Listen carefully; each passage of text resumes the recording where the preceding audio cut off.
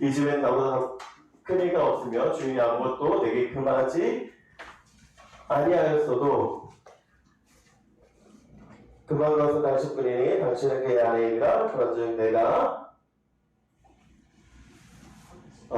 죄송합니다. 내가 어찌 이 큰 악을 행하여 하나님께 큰 죄를 지으리이까? 내가 요셉에게 전하였으나 요셉을 믿지 아니하여 증언하지 아니할 뿐더러 함께 될지도 아니하였다. 그럴 때 요셉이 그의 일을 하러 그의 집에 들어갔더니 그 집 사람들은 하나도 거기에 없었더라. 그 여인은 그 옷을 잡고 이르되 나와 조심하자. 그러나 요셉이 자기 옷을 그 여인의 손에 올려두고 밖으로 나가니 그 여인이 요셉이 그의 옷을 자기 손에 버려두고 도망하여 나감을 보고 그 여인의 사람들을 불러서 이르되 오라 주인이 주의 사람을 우리에게 모여다가 우리를 공하게 하는도다. 그가 나와 무시하고자 내게를 들어오므로 내가 그에게 소리질렀더니 그가 나의 소리질러 부름을 듣고 그의 옷을 내게 버려두고 도망하여 나가느니라 하고 그의 옷을 곁에 두고 자기 주인이 집으로 돌아오기를 기다려 이 말로 그에게 말하여 이르되 당신이 우리에게 데려온 그분이 종이 나를 희롱하려고 내게로 들어왔으므로 내가 소리질러 부르더니 그가 그의 옷을 내게 버려두고 밖으로 도망하여 나간다니라. 그의 주인이 자기 아내가 자기에게 이르기를 당신의 종이 내게 이같이 행하였다 하는 말을 듣고 심히 노한지라. 이에 요셉의 주인이 그 사자에게 가더니 그 옷은 왕의 집으로 가는 곳이었더라. 요셉이 여기에 갔었으나 여호와께서 요셉과 함께 하시고 그에게 인자를 더하사 간수장의 은혜를 받게 하시매 간수장의 모든 재물이 다 요셉의 손에 맡김으로 그 재단 사물을 요셉이 처리하고 같이 읽습니다. 간수장이 그 손에 맡긴 것을 당황시절 살펴보지 아니하였으니 이는 여호와께서 요셉과 함께 하시니라. 여호와께서 그를 범사에 형통하게 하셨더라. 아멘. 잘들 지내셨어요? 자꾸 또 확산되어진 분들이 많아져서 좀 염려도 되고 걱정이 됩니다. 여러분들 건강 조심하시고요. 항상 그렇다고 너무 염려하지 마시고 잘 건강 준비하셔서 잘 관리하시면 좋을 것 같아요. 요즘 사회가 요구하는 부분들이 많이 있습니다. 여러분 뭘 요구한다고 생각하시나요? 사회가 요구하는 거. 여러분들 대학을 가잖아, 그죠? 취업을 해야 되잖아. 그러면 취업하는 데 있어서 사회가 요구하는 것이 무엇인지를 알아야 여러분이 취업을 할 수 있어요. 그렇죠? 그러면 여러분이 사회가 요구하는 것들을 충족하고 있느냐라는 질문을 해야 되거든. 그러면 여러분 사회가 여러분을 향해서 무엇을 요구한다고 생각합니까? 경력, 또 창의적인 거, 언어, 그죠? 그런 것도 많이 요구하고 있어요. 그래서 그 요구에 충당이 되면 이 사람을 사용하면서 쓰여지는 거고 못하면 이 사람은 계속해서 도태되어진다는 거. 자꾸 그렇게 얘기를 해야죠. 경제적인 사회를 살다 보니까 그렇게 되어지는 것 같습니다. 그러면 한번 생각해 봅시다. 여러분이 갖춰진 건 뭐예요? 갖춰진 거. 사실 지금 갖춰지면 안 돼. 왜? 여러분들이 잘해야 되는 거니까 여러분들이 채워야 되는 거. 근데 뭐를 알아야 돼요? 여러분 부족함을 알아야 돼요. 그래서 그 부분들을 어떻게 해야 되나? 열심히 채워가면 됩니다. 배고플 때는 어떻게 해야 돼? 그치? 뭐가 있지? 그렇게 채워가는 거예요. 필요한 대로 채우고 채워가서 그것들이 완성되어지는 단계까지 가야 되는 것입니다. 근데 사회는 제일 많이 요구하는 게 뭐냐면 사실 언어적인 거, 여러 가지 것들을 채워지기를 소망하고 있지만 가장 중요한 건 판단이에요, 판단. 이 상황에서 이 사람이 어떻게 판단하느냐. 근데 그것도 어떤 판단을 요구하느냐. 빠른 판단을 요구해요. 왜? 우리나라에서 제일 많이 하는 건 뭐라고? 빨리빨리. 그쵸? 그와 같이 빠른 판단을 요구해서 그 판단이 뭐하도록? 결과를 도출하도록 요구를 합니다. 사회적인 것도 마찬가지예요. 사회적인 요구들이 증가하고 있다는 거예요. 그 증가를 통해서 필요성을 채워갑니다. 코로나 시국에 살고 있는 우리에게 정부는 어떻게 해야 될까? 빠른 판단을 해야 돼요. 그래서 사회적 단계를 올려야 된다, 내려야 된다, 아니면 경제적인 것들을 어떻게 만들어야 된다, 그런 것들을 요구하고 있다는 거예요. 지금 사회는 어떻게 보는 거예요? 빠른 판단을 요구하고 그 판단이 맞아야 된다는 얘기라는 거죠. 결과를 도출해 가야 된다는 얘기예요. 자, 오늘 제목을 보면 좀 이상하다는 생각 드시지 않아요? 치타처럼 판단하라. 예, 이 책입니다, 사실은. 이 책은 절대 기독교 책이 아니에요. 기독교 서적은 이 책 국가입니다. 네, 일반서적이에요. 이 책은 컬럼비아 대학교에서 강의하시는 샤널스트루 이일론이라는 분이 쓰신 책이에요. 치타처럼 판단하라. 왜 이게 2018년도에 나온 책이긴 한데 이 책이 왜 유명하냐면 이 얘기예요. 치타, 여러분 다 아시죠? 치타가 우리는 어떻다고 생각합니까? 엄청 빠르죠. 거의 뭐 빠른 걸 얘기할 때 치타를 얘기 제일 많이 하니까. 우리가 치타를 볼 때 이렇게 생각합니다. 제가 사냥을 잘하는 건 정말 빠른 스피드로 사냥감을 공격하기 때문에 사냥을 잘하는 거야 라고 생각을 해요. 그쵸? 그런데 이 교수님이 어떻게 얘기를 하냐면 치타가 사냥을 잘하는 이유는 빠른 속도에 있는 것이 아니라 빠른 속도 변경이 있다라고 얘기하는 거예요. 빠른 속도 변경. 무슨 얘기냐면 100km, 120km로 막 달리고 있던 이 치타가 먹잇감을 위해서 순간 15km로 속도를 줄인답니다. 그리고 자신이 판단되어질 때 가장 잡기 쉬운 거를 가서 공격을 하대요. 그래서 사냥률이 100%예요. 치타의 사냥률이. 그래서 치타처럼 판단하라 라고 얘기하면서 이 5가지를 이야기합니다. 이 5가지가 뭐냐면 잘 안 보이죠? 그래서 크게 만들었어. 크게. absolute, 절대적인 거. relative, 상대적인 거. externalization, 탐구적인 거. exploitation, 활용적인 거. analysis, 분석적인 거. 이 5가지를 가지고 이 치타가 사냥하는 데 있어서 가장 높은 성과율을 보인다라고 얘기하는 거죠. 그래서 모두 얘기하느냐? 우리도 그런 판단을 하면 뭐 할까? 가장 좋은 결과를 도출할 수 있다라고 얘기를 하는 것입니다. 그러면 성경은 우리에게 무엇을 얘기할까? 여러분, 성경은 우리에게 뭘 얘기할까? 세상은 이 5가지를 가지고서 우리에게 이야기한다고 한다면 성경은 우리에게 어떠한 것을 가지라고 얘기해요. 에어리어라고 얘기하는데 이 에어리어를 우리가 어떻게 가질 것인가, 무엇을 가질 것인가라는 거예요. 우리에게 절대적인 건 뭐냐? 우리에게 상대적인 건 뭐냐? 우리가 탐구해야 될 건 뭐냐? 우리가 활용해야 될 건 뭐냐? 우리가 분석해야 될 건 뭐냐라는 얘기예요. 그래서 오늘 우리 요셉의 얘기를 계속하고 있으니까 이 요셉이 가졌던 이 5가지를 통해서 우리가 좀 배워가서 우리도 요셉처럼 살아보자 이 얘기입니다. 오늘 말씀은. 자, 그럼 계속해서 보겠습니다. 요셉의 얘기를 한번 해보죠. 자, 우리 요셉 얘기 이제 형들에게 팔려진 요셉은 자, 여기 보이시나요? 도단입니다. 여기가 도단이에요. 이 도단에서부터 쭉 해서 여기 애국까지 오게 됐습니다. 자, 애국까지 오게 된 이 요셉은 어디로 가냐 1절 말씀 보니까 이렇게 얘기합니다. 요셉이 이끌려 애굽에 내려가며 바로의 친인 대장 예굽사람 보디발이 그를 그리로 내려간 이스마엘 사람의 손에서 요셉을 살리라. 자, 무슨 얘기냐? 우리 대통령 경호실장이라고 하는 분도 있죠. 그죠? 그러니까 대통령 경호실장이 한 노예를 산 거야. 그 노예가 이름이 요셉이라는 사람을 산 거예요. 자, 이렇게 얘기를 하는 겁니다. 우리나라 시대로 얘기하면. 즉, 파라오라고 하는, 파라오 아시죠? 이 파라오는 이름이 아니에요.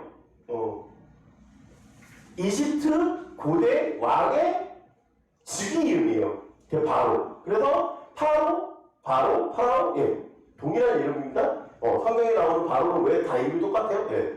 그냥 직위라고 그래요.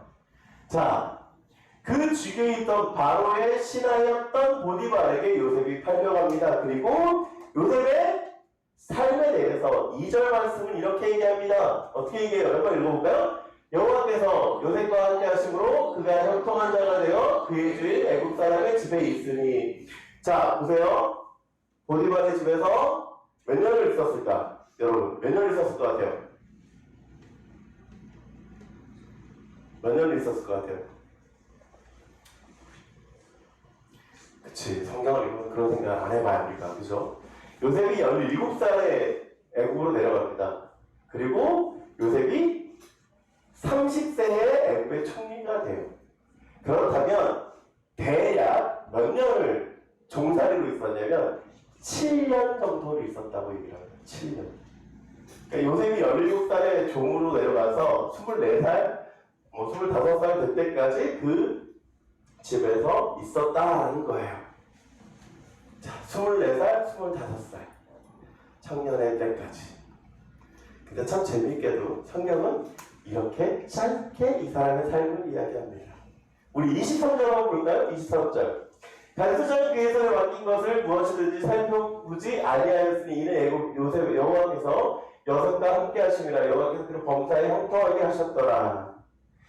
자, 우리가 다 아는 얘기입니다. 오늘 본문을 다 읽었으니까 이 이후에 어떻게 됩니까? 감옥에 가게 돼요. 그 감옥에 가게 된 요셉에 대해서 이렇게 얘기를 하는 겁니다. 간수장이 그를 형통하게 하였다라고 얘기합니다. 여러분, 반복적인 단어가 등장합니다. 어떤 단어가 등장해요? 뭐예요? 형통. 여기도 형통. 자, 우리가 형통이라는 얘기를 씁니다. 형통이라는 건 뭐예요? 잘 됐다는 거예요. 그죠? 잘 됐다는 거. 우리가 생각할 때 이렇게 얘기합니다. 아, 요셉이 형통해서 보디발의 집을 팔려갔지만 가정의 총무가 되었고, 감옥에 가게 됐지만 간수장이 사용해서 그를 사무장으로 쓰게 되었다. 우리 그렇게 생각합니다. 이게 형통이라고 생각해요. 착각입니다. 죄송합니다. 왜요? 성경에서 이야기하는 형통은 절대 그런 뜻이 아니기 때문에 그렇습니다. 요셉의 삶을 보십시오. 어떻게 돼요? 계속 내려가요. 노예로 내려가고 뭘로 내려갑니까? 감옥에 죄수로 내려갑니다. 여러분, 형통이라고 하는데 어떻게 생각해야 되면 이렇게 생각해야 되는 거예요. 리무진 타고, 그죠? 레드카펫 깔린 곳을 걸어가야 형통이라고 생각합니다. 이게 사회적 형통이에요. 그죠? 세상이 얘기하는 형통은 여기 있잖아요. 잘 되는 거. 근데 성경에서 이야기하는 형통은 무엇이냐면 이거예요. 자, 이게 색깔이 좀, 죄송해요. 제가 색깔을 넣었는데 색깔이 잘 안 보여요. 이 앞에 보면, 그쵸. 여기 보면 파란색으로 써놨어요. 제가. 고마워요. 여기에도 똑같이 파란색으로 써놨어요. 왜 그랬을까?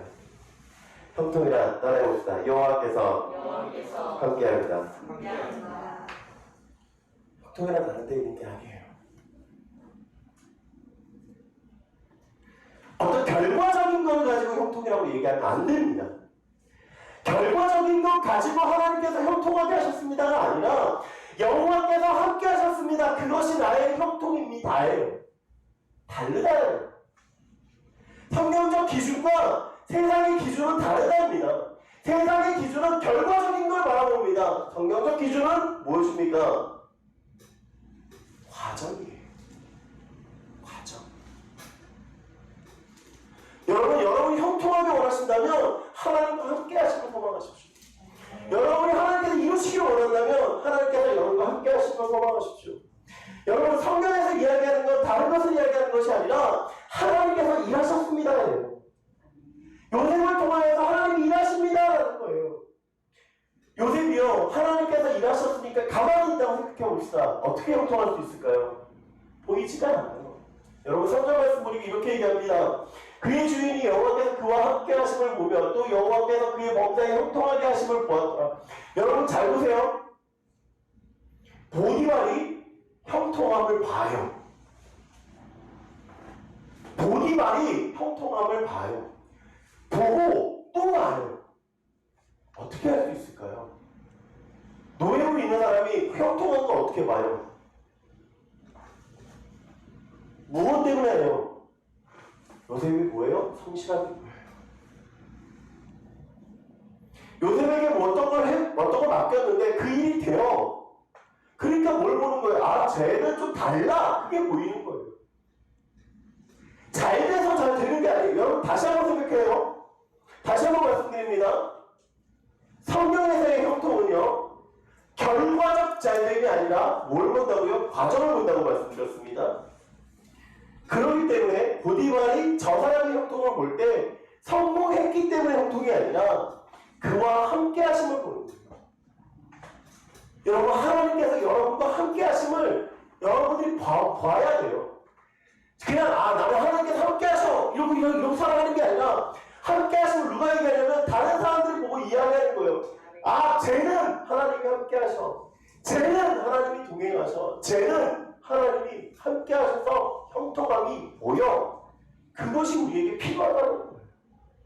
우리는 자꾸 뭔가가 잘 됐을 때 나 형통함을 받지. 아니요. 그게 아니라 하나님께서 하시는 거예요. 누구를 통해서? 다른 사람을 통해서. 어떻게 보이는 줄 아십니까? 4절 말씀입니다. 요셉이 그의 주인에게 의뢰를 요구한 경우에 그가 요셉의 가축 충분히 갖고 자기 소유를 다 그의 손에 위탁하니 그가 요셉에게 자기 집과 그의 모든 소유물을 주관하게 한 때부터 여호와께서 요셉을 위해 그 애국 사람의 집에 복을 내리심으로 여호와의 복이 그의 집과 밭에 있는 모든 소유에 미친지라. 누구까지 못 받아요? 보디발까지 못 받아요. 형통한 사람이 있으면 그 사람까지도 못 받는 거예요. 옆에 있는 사람까지도 못 받는 거예요. 같이 있는 사람이 못 받는 겁니다. 여러분, 여러분을 통해서 복 받는 사람들이 있어야 돼요. 여러분, 아브라함을 영광에서 하나님께서 너는 복의 근원이 될지라 라고 얘기하시는 건 아브라함이 복을 받고서 끝나는 것이 아니라 그를 통해서 계속해서 전달되어지는 복을 뭐 하는 거예요? 보게 하시는 겁니다. 여러분의 삶도 그렇게 가야 돼요. 여러분의 삶의 은혜도 거기 있는 거예요. 잘됨이 아니라 그냥 운이 좋아서가 아니라 누구 통해서? 요셉을 통하여서. 우리 다 진짜 없다. 나를 통해서. 여러분, 여러분을 통해서 하나님의 복이 나타나길 원합니다. 그래서 하나님의 형통하심, 하나님이 여러분과 함께 계심이 보여지길 원합니다. 그래서 6절 말씀 보니까 이렇게 얘기해요. 어떻게 얘기하는 것입니다. 주인이 그의 소유를 다 요셉의 손에 위탁하고 자기가 먹는 음식 외에는 간섭하지 아니하였다. 자기 먹는 거 외에는 절대 다 허락했다는 거예요. 왜 음식을 제외했을까요? 당시 애국 사람들의 생각은 히브리 사람들과 같이 식사를 하면 자기에게 좋지 않는 일이 있을 거라고 생각했어요. 그러니까 부정하다라고 생각했어요. 그래서 음식만, 종교적인 의미입니다. 음식만은 제외를 했어요. 여러분, 17살의 요셉은 어땠습니까? 형들 잘고 아버지한테 쫙 달려가서 이루고 자기가 좋은 꿈 꾸면 형들에게 자랑하고, 그쵸? 참 어이없죠. 그렇게 참 어리석하고 어떻게 보면 너무나 천진난만한 요셉 아닙니까? 그런데 그 요셉이 어떻게 합니까? 보디발의 가정에서 7년을 있으면서 무엇을 보게 하십니까? 하나님이 그와 함께 하시는 거로 보여요. 여러분, 첫 번째 A가 뭐였어요? 절대적인 거다. absolute라고 말씀드렸죠. 요셉의 절대적인 건 무엇입니까? 하나님을 떠나지 않는 것입니다. 여러분, 요셉에게는 지금 사실은 현실의 상황이 보이지가 않아요. 우리는 요셉이 총무를 거쳐서 감옥에 거쳐서 총리가 됐어. 그러니까 요셉이 견딜 수 있었어. 성경 어디에도 찾아보십시오. 요셉이 애굽의 총리를 소망했다라고 기록이 되어지지 않습니다. 요셉은 단 한 번도 총리 되시는 꿈꾼 적이 없어요. 어떻게 될 거라고 기대조차도 못해요. 그런데 요셉이 보고 있는 건 무엇입니까? 하나님이 나와 함께 하십니다. 지금 비록 여러분의 삶 가운데서 하나님이 보이지 않고 지금 비록 하나님의 인생이 보이지 않아도 괜찮아요. 괜찮아요.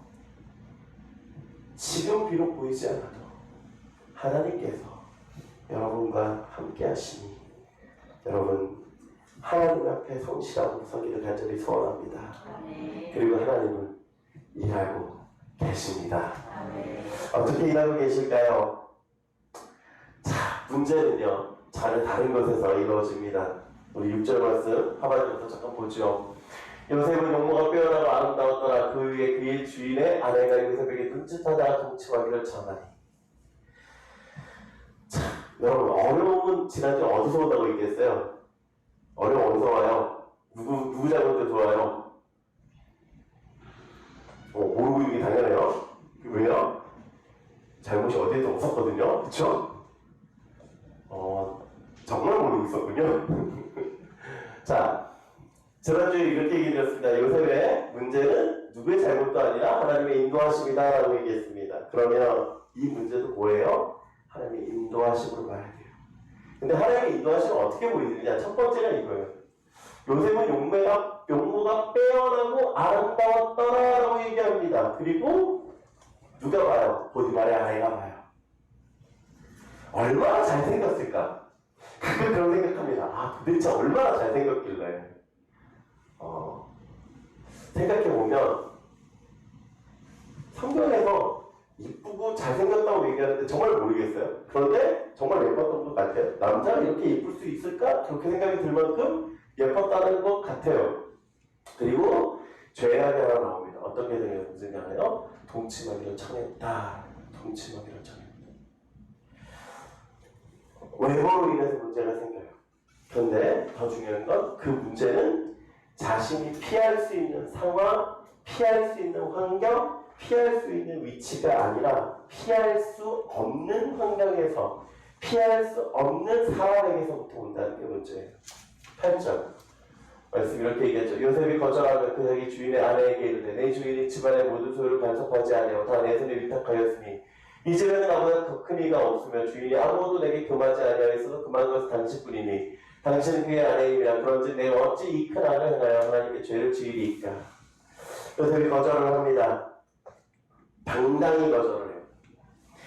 보디발의 아내가 자신의 지위와 자신의 힘을 가지고 요셉에게 요구하는데 그걸 거절하고 있어요. 절대적인 위치. 어떻게 보면 생사역할 것마저 갖고 있는 그 사람에게 그는 굴하지 않습니다. 여러분, 죄에 대한 경계는요, 상대적이면 안 돼요. 상대적이면 안 돼요. 우리는 자꾸 죄에 대해서 이 사람이 나보다 높은 위치에 있으니까 내가 져야 돼. 그렇게 생각하는 때가 있어요. 절대적인 것에 죄의 가치를 둬야지 상대적인 것에 죄의 가치를 두면 안 돼요. 죄의 가치는 그냥 잘못에서 시작해요. 안 되는 것에서 시작해야 돼요. 안 되는 것이 아니라 괜찮아로 가면, 상대적인 것으로 가면 무엇이 되냐면 흔들릴 수밖에 없습니다. 여러분 생각해 봅시다. 친구들이 이렇게 얘기해요. 괜찮아라고 얘기할 때 있어요. 그렇죠? 뭐 담배 하는데 괜찮아. 술 안 먹고 괜찮아. 야구하고 봐도 괜찮아. 괜찮아, 괜찮아, 괜찮아, 괜찮아. 가다 보면 뭐가 돼요? 죄 가운데 가요. 상대적인 건 뭐냐면 괜찮아가 상대적인 거예요. 이런 상황이니까 괜찮아. 이런 상황이니까 괜찮아. 이런 상황이니까 괜찮아. 아니요. 이런 상황이니까 안 되는 거예요. 이런 상황이니까 안 되는 거야 돼요. 이런 상황이니까 안 되는 거야 돼요. 죄에 대해서는 절대적이어야 돼요. 왜? 죄라는 건 상대적으로 우리를 평가하지 않아요. 그냥 죄진 걸로 끝나요. 사실. 죄는 절대적인 거예요. 근데 자꾸 우리는 어떻게 얘기하면 상대적인 것처럼 얘기를 해요. 여러분 어제가 할로윈이었습니다. 아시나요? 할로윈 딱 생각 들어가면 여러분 어떤 생각합니까? 제일 먼저 많이 생각하는 거야. 할로윈의 기원도 몰라요. 그냥 뭐라고 얘기하냐면 그냥 이 나라의 문화야 라고 얘기합니다. 어디가 문화예요? 언제부터 우리나라가 할로윈 따 이렇게 얘기했습니까? 언제부터 우리나라가 할로윈에 대해서 이렇게 축제처럼 짓겠습니까? 그냥 해외 사람들, 미국 외국 사람들 하는 거 보고 따라하고 있는 거 아닌가요?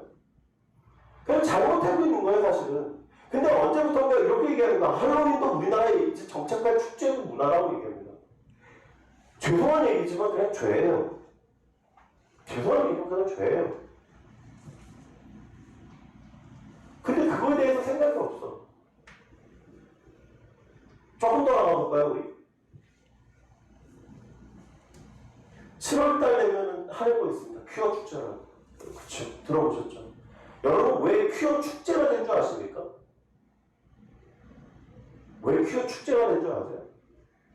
퀴어는요, 교회에서 말하면 이거는 죄입니다. 그냥 죄예요. 다른 거 얘기하지 않겠습니다. 그냥 죄예요. 미안한 얘기지만. 근데 자꾸 사람들한테 어떻게 해요? 축제로 다가옵니다. 문화로 다가오는데 사람들이 어떻게 해요? 거부감이 없는 거예요. 거부감이 없는 거예요. 이게 위험한 겁니다. 죄라는 단어가 없으면요, 상대적으로 자꾸 괴를 가면 문화적인 거라고 얘기하면 그냥 어떻게 보면 괜찮아는 거예요. 어디 성경에 괜찮다고 되어 있습니까? 그냥 죄예요.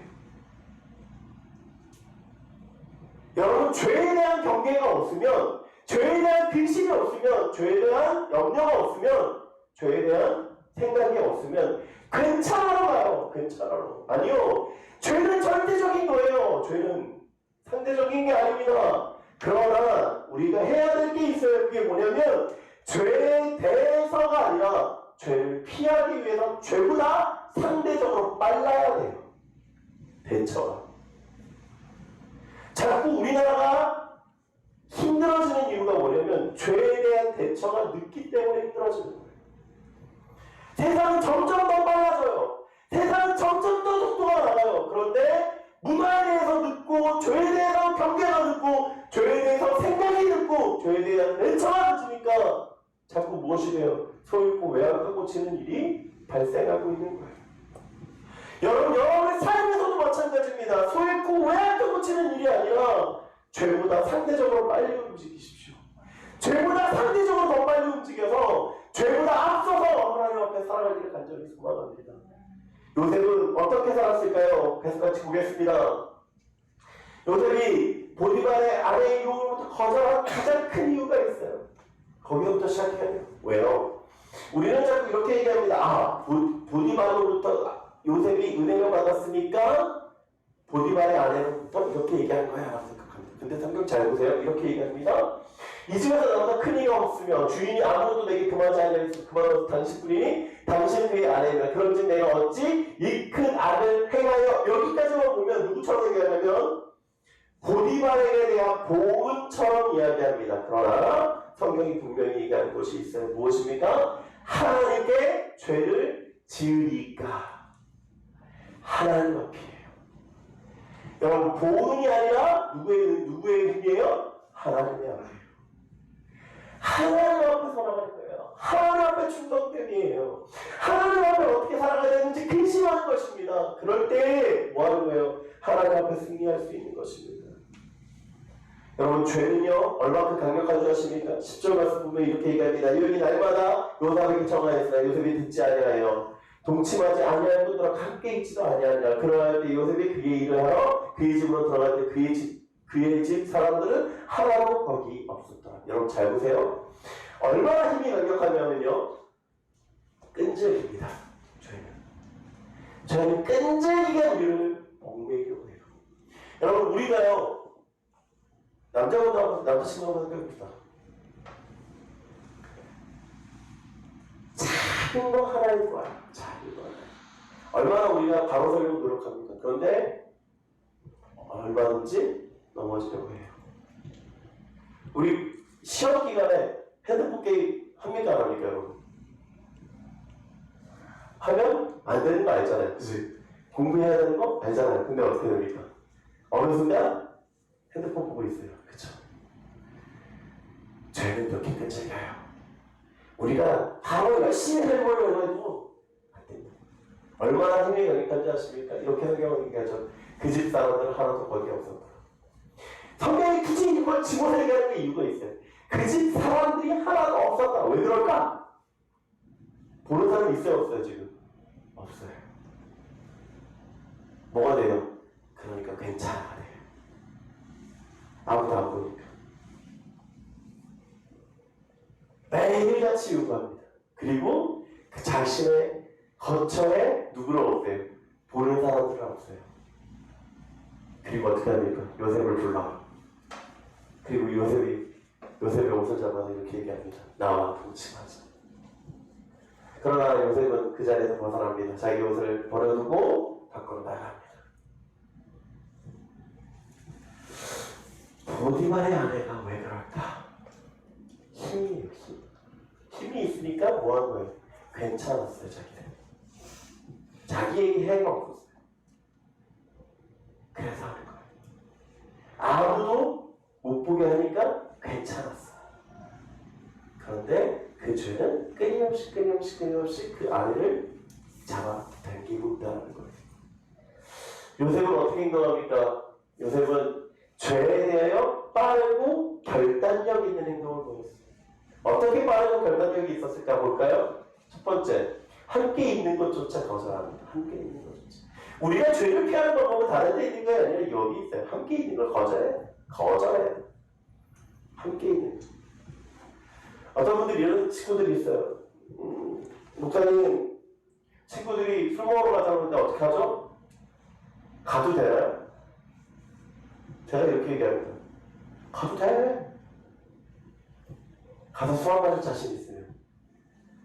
근데 어떨 줄 아세요? 가면 못 이겨요. 미안한 얘기지만, 죄송한 얘기지만 못 이겨요. 회식 자리 어떻게 해야 돼요? 가야 돼요? 말아야 돼요? 여러분, 직장에 처음 들어간 초년생이 회식 자리 거절할 수 있는 힘이 있어요? 없어요? 힘 없어요? 그렇죠? 따라가야 됩니다. 그렇죠? 요즘 회식도 직무의 일종이라고 얘기하잖아요. 그냥 가요. 거기서 상사가 주는 술 받아야 돼요? 말아야 돼요? 받을 수밖에 없어요. 그거 먹어야 돼요? 안 먹어야 돼요? 봐요. 계속 먹고 있어요, 지금. 계속 먹고 있어요. 어쩔 수 없는 상황으로 가요. 어쩔 수 없는. 여러분, 함께 있지, 함께 있는 게 그런 겁니다. 어쩔 수 없는 상황까지 알 거예요, 자꾸. 어쩔 수 없는 상황으로 계속 밀려나는 건데, 계속 미안한 얘기지만. 계속 밀려나면 뭐 하는 거예요? 어떻게 해요가 되는 거예요. 어떻게 해요? 어떻게 해요가 어디 있어요? 그냥 하지 말아야 되는데. 여러분, 학생 시절에 쉬워요, 사실은. 저 학생이라서 안 돼요. 분명히 강하게 얘기할 수 있는 거잖아요. 안 가야겠어요. 하면 안 된다, 안 돼요? 하지 말아야 돼요. 함께 있는 것조차 거절하십시오. 그럼 두 번째 어떻게 해야 돼요? 넘어가. 36개 주량량이 최고의 방법이에요. 여러분, 손자병법에서 마지막 장에 있는 게 뭔지 아십니까? 저거예요, 주량량. 손자병법에서 마지막으로 가장 최고가 뭐냐면 도망가는 거예요. 쪽파는 게 아니라 그게 뭐 하는 거예요? 잘하는 거예요, 사실. 여러분, 친구가 이렇게 얘기합니다. 야, 망 좀 봐. 무슨 뜻이에요? 뭔가 얘가 죄질 거예요, 그치? 망 좀 보래요. 그럼 뭐예요? 이렇게 얘기해요. 저 망만 봤는데요? 여러분, 요즘 음주운전 어떻게 되는지 아십니까? 음주운전자도 처벌되고 방관자도 처벌됩니다. 아시아요? 몰라서요? 누군가 술 먹고 운전하는 거 보잖아요. 그거 신고 안 하면 그거 방관자로 걸립니다. 네, 옆에서 말리지 않으면 그것도 걸려요. 무슨 뜻이에요? 도망해야 되는 거예요. 신고해야 되는 거예요. 잘못한 거 있으면 빨리빨리 얘기해야 되는 거예요. 그게 우리한테 필요한 거예요. 30몇 개랄까 그런 뜻이에요. 그래, 그 자리에 피하는 걸로 끝이라는 거예요. 그게 안 하면 뭐예요? 죄를 지을 수밖에 없죠. 어떻게 해야 됩니까? 함께 있는 것도 사단의 승리입니다. 저한테 가장 많이 묻는 게 이거예요. 목사님, 영화 증인들이 저한테 와서 이 전도를 하는데 어떻게 싸우면 이겨요? 못 이겨요. 100% 얘기드릴게요. 못 이겨요. 신천지랑 여러분이랑 붙으면 이길 것 같아요? 못 이겨요. 미안한 얘기. 저랑 싸우면 이길 것 같아요? 저도 힘들어요. 쟤들은 아주 똘똘 뭉쳐있거든요. 쟤네들하고 있으면 정말 힘들어요. 그냥 안 만나는 게 최고입니다. 제가 이렇게 말씀드릴게요. 그냥 피하는 게 단술이에요. 우리는 이렇게 생각합니다. 막 이야기해서 이기면 우와! 봤지? 내가 신앙이 이렇게 좋은 거야! 라고 생각합니다. 미안한 얘기지만 사단은요, 여러분의 시간과 여러분의 힘을 뺐습니다. 이해가 되시나요? 이해가 되십니까? 그 사람들은요, 여러분에게 전도해서 이기는 것보다 여러분의 시간과 생각이 하나님께 멀리 떨어져 있으면 그 사람이 승리하는 거예요. 여러분, 조금이라도 의심하지 마십시오. 그냥 조금이라도 이상하면 피하세요. 이사들이 와가지고 이거 한번 읽어보세요라고 책 주잖아요. 영화중들 책 주잖아요. 뭐 파숙대 뭐 그런 거 준단 말이에요. 그런 거 받아가지고 목사님 이거 읽어봤는데 이거 진짜 그런 시간 낭비하지 마세요. 이해가 되시나요? 그거 읽어보고 왜 이게 맞을까 고민하지 마세요. 뭐가 맞아요? 뭐가 맞아요? 여러분이 들고 있는 성경 이해가 되시나요? 그 다음에 목사님 좋은 책 어떤 거예요? 라고 제가 얘기해 드린 책만 제발 괜히 이상한 책 보고서 야 요한계시록 야 이거 참 좋은 책인가 보다 보고 읽지 마세요. 미안한 얘기지만 여러분이 판단 못합니다. 여러분 판단 못해요. 그냥 저한테 물어보세요. 목사님 요한계시록 책 있는데 이거 좋은 책이에요? 라고 물어보면 제가 솔직하게 말씀드릴게요. 제가 지금도요, 죄송한, 이렇게 얘기하면 이상하지만, 제가 떠나온 교회들에서 연락 받아요. 뭐 집사님들이라든가, 청년들이라든가, 학생들 연락 받아요. 저는 이렇게 물어봐요. 목사님, 이 교회 괜찮아요? 이사하는데 어디 교회를 못 정해가지고 저한테 연락 오는 거예요. 저는 이런 대답 다 해줍니다. 저 교회 떠난다고 뭐 연락 끊기지는 허락되지 않아요. 그러니까 제발 좀 뭐예요? 물어보세요. 아니, 꼭 저한테 물어보라는 얘기 아니에요. 여러분들 저한테 물어봐야 돼. 알았지? 표정도 보니까 안 물어볼 분위기야. 저한테 물어보십시오. 그리고 제발 물어보고 공부하십시오. 필요한 대로. 여러분, 결론적인 얘기합시다. 바울이요, 우리에게 이렇게 얘기합니다. 주 안에 서라. 주 안에 서십시오. 죄를 이기기 위해서 가장 필요한 건 다른 데 있는 게 아니고, 맞아요. 함께 있지 말아야 되고, 빨리 도망가야 되고, 같이 있는 것조차도 죄인 걸 알면 돼요. 그런데 그것보다 필요한 건 뭐냐면 주 안에 서는 것입니다. 주 안에 설 때 우리가 승리할 수 있어요. 여러분, 우리가 상대적으로 죄 가운데 빠질 수 있어요. 그러나 죄를 이길 수는 없어요. 그렇기 때문에 죄보다 더 센 분에게 이기자는 거예요. 이해가 되시죠? 여러분, 주 안에 설 때 우리가 승리할 수 있습니다. 우리 마지막으로 얘기하죠. 죄에서 승리했으니까 요셉이 승리한 것처럼 보입니다. 그런데 결국적으로 요셉은 승리로 끝나지 않죠. 어떻게 끝납니까? 그 여인이 집사람들을 불러서 그들에게 이르되 보라, 주인이 우리 사람을 우리에게 데려다가 우리를 희롱하게 하였다. 그가 나와 독침하고 내게 들어오므로 내게 크게 소리 질렀더니 그가 나의 소리 질러 부름을 듣고 그의 옷을 내게 버려두고 도망하여 나가니라. 보디발의 아내가 머리가 얼마나 좋은 줄 아세요? 여기 보이시나요? 자, 요셉이라는 얘기 안 해요. 그의 직책도 얘기 안 해요. 누구로 얘기합니까? 히브리 사람이라고 얘기합니다. 무슨 뜻이에요? 그와 우리는 뭐가 다르다? 민족이 다르다예요. 자, 민족이 다르다고 시작합니다. 민족이 달라요. 그 다음에 두 번째 이렇게 얘기합니다. 우리를 희롱하는다. 누구를 희롱했어요, 처음에? 자기를 희롱했다고 얘기해야 돼요. 그쵸?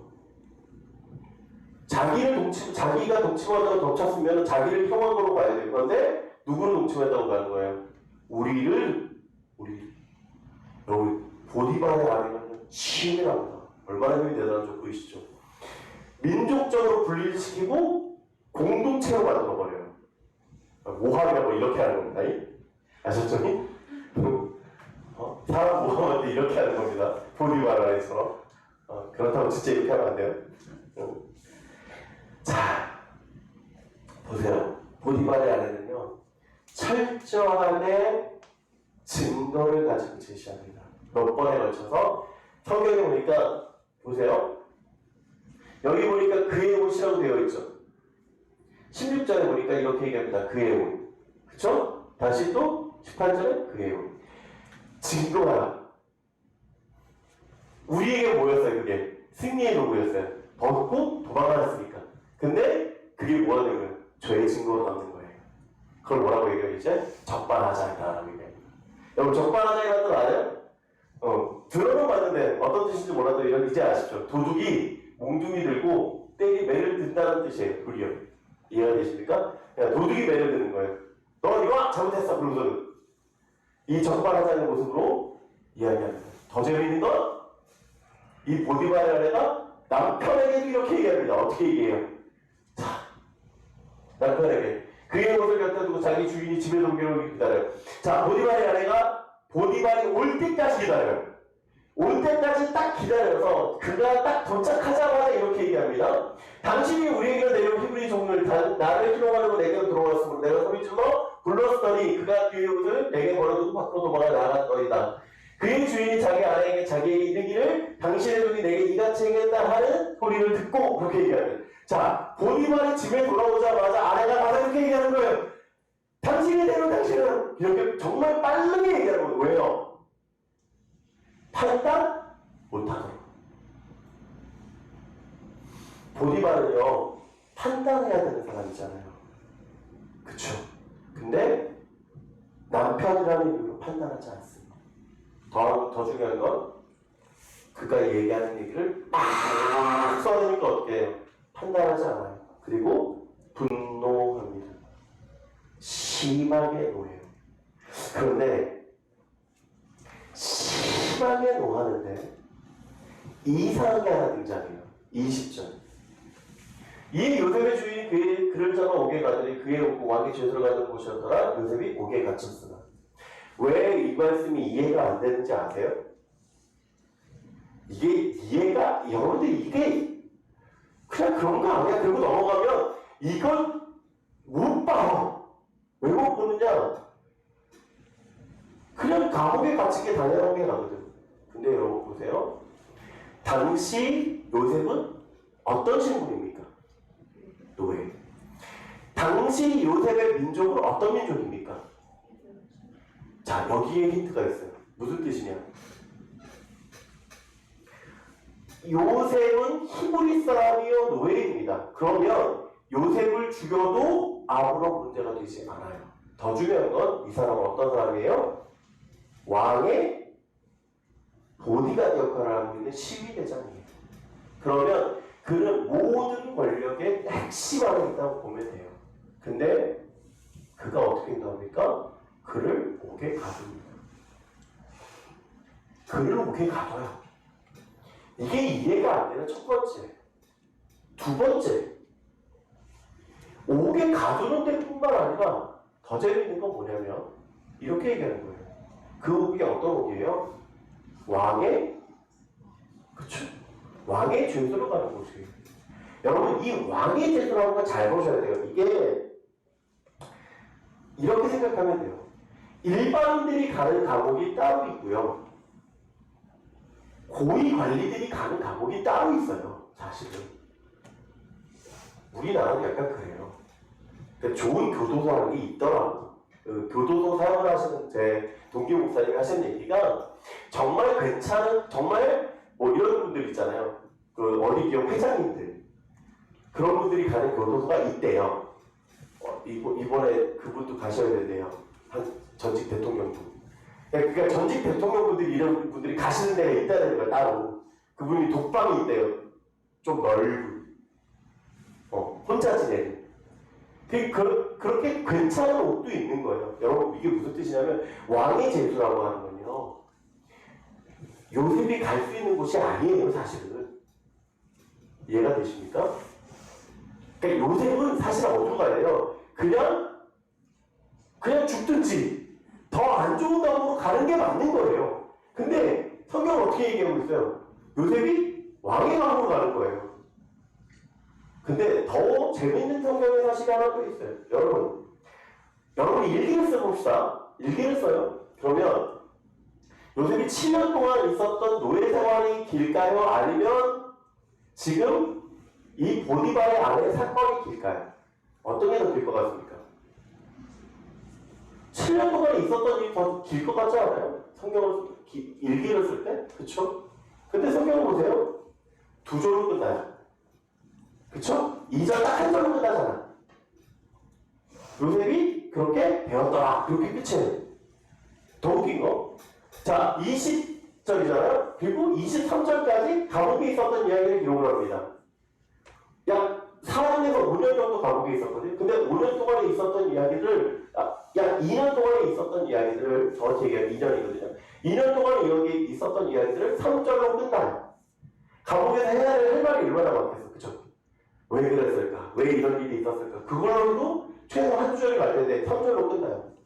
여러분 성경이 제일 많이 수정하고 있는 건 뭘 줄 아십니까? 보디발의 사건이에요. 왜? 그러니까 이해가 안 되는데 두 가지예요. 감옥에 버린 것도 이해가 안 돼. 성경에서 왜 이렇게 짧게 기록한 것도 이해가 안 돼. 왜 그럴까라는 거. 왜? 우리는 그냥 성경이 요셉이 이렇구나 모두 넘어가니까 문제예요. 왜 그런지 잘 봐야 돼요. 이유가 딱 한 가지입니다. 성경이 기록하고 있는 건 요셉의 인생이 아닙니다. 성경이 이야기하고 있는 건 요셉의 인생이 아니라 누구의 인생이에요? 하나님의 계획. 하나님의 계획에서 가장 중요한 건요. 이것이 어떻게 흘러가는지예요. 하나님이 어떻게 일하고 계신지예요. 하나님이 어떻게 역사하셨는지예요. 그래서 39장 한 장을 통해서 요셉이 감옥을 가게 된 이유예요. 요셉이 감옥에 가게 된 이유. 누가 일하셔서? 하나님이 일하셔서. 누가 역사하셔서? 하나님이 역사하셔서. 여러분 그렇습니다. 요셉의 인생이 중요한 게 아니라 성경은 하나님의 인생이 더 중요한 거예요. 하나님이 끌고 가시는 인생이 더 중요한 거예요. 여러분의 인생 가운데서 누가 더 중요합니까? 오늘 하루 내가 살아가는 것이 중요합니까? 아니요. 하나님을 통해서 여러분이 일하는 걸 더 중요하게 생각하시고요.